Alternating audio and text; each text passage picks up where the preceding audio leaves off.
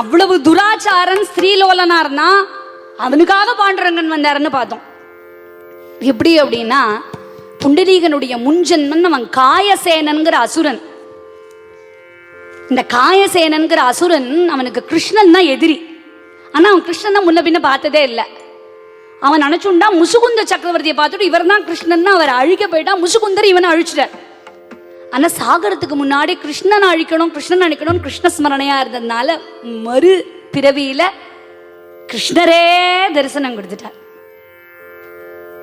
செங்கல் மேல நிக்கிறார் இல்லையா, அந்த செங்கலாவது நம்ம இருப்போமா அப்படின்னா, இந்த செங்கலா இருக்கிறதுக்கு எவ்வளவு புண்ணியம் பண்ணிருக்கணும்.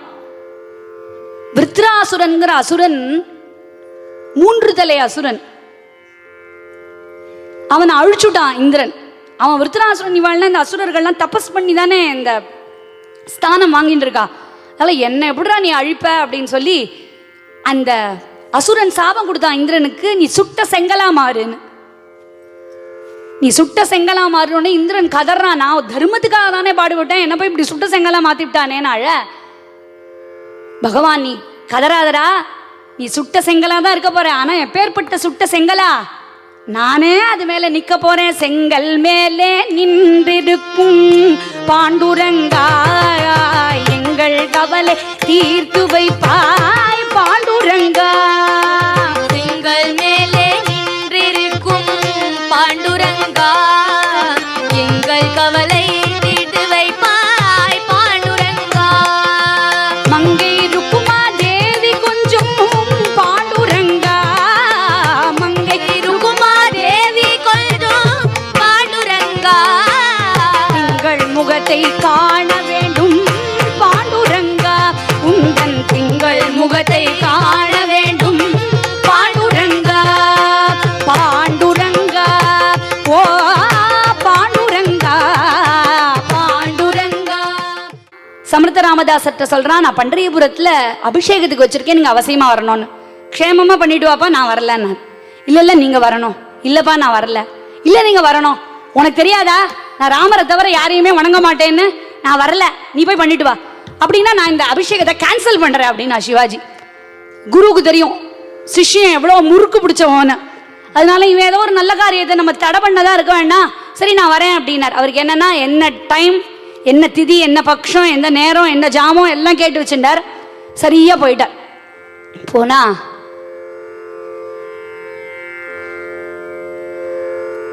ஜேன்னு இருக்கும்னு பார்த்தா யாருமே இல்லை.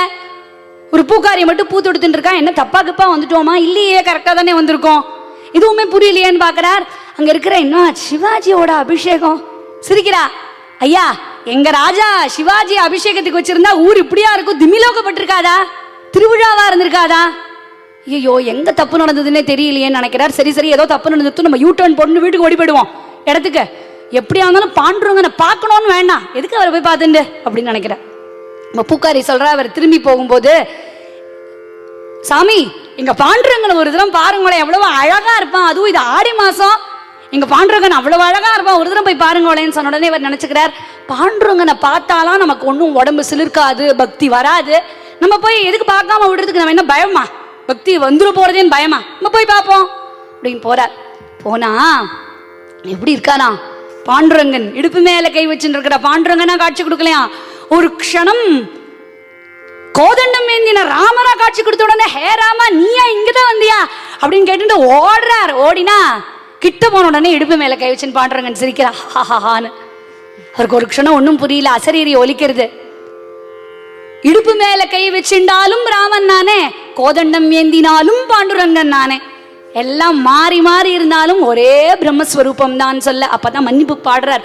ஆம் கிம் அபராதி மபராதி மகோராம, ஆம் கிம் காம் கிம் திருட புத்தி அகோராம, ஆம் கிம் அபராதி மபராதி அகோராம.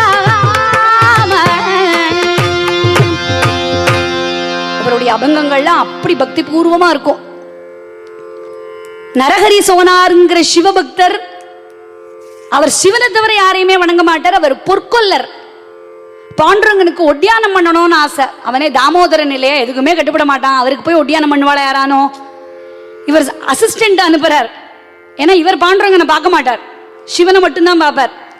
அவன் ஒரு தினமும் 1 இன்ச்சு கூடுறது, 1 இன்ச்சு குறையிறது, 1 இன்ச்சு கூடுறது, 1 இன்ச்சு குறையிறது. கடைசியில போனா சரி கண்ணில் கருப்பு துணியை கட்டிட்டு போறார்.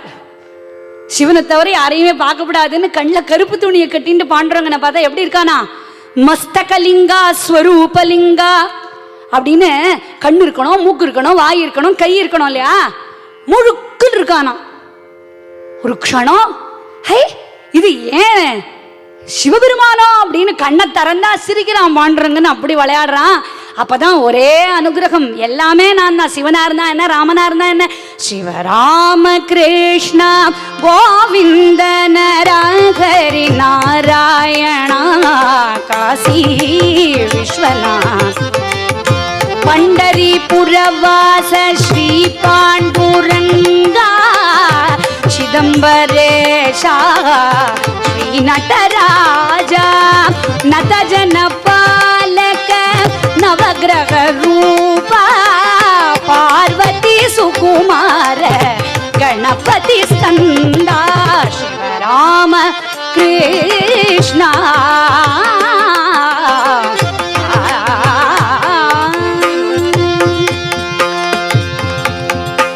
புரந்தரதாசருக்கோ கஞ்சமா இருந்தார் சீனப்ப நாயக்கரோ. அவருக்கு வைரமூக்குத்தியில ஒரு விளையாட்டு பண்ணி புரந்தர வீட்டில் நாட்கொண்டாலியா 9 கோடி வச்சுட்டு இருந்தார். அப்பவும் அவருக்கு ஆசை தீரல. நவகோடி நாராயணன் ஊர்ல பேரு, இன்னும் 1 கோடி சேர்ந்தா 10 கோடி தாமோதரன் ஆயிடலான்னு ஆசைப்பட்டார். அவரை ஆட்கொண்டு அவர் பாடுறார், 30 வருஷம் வேஸ்ட் பண்ணிட்டேனே உன் பேர் இல்லாம.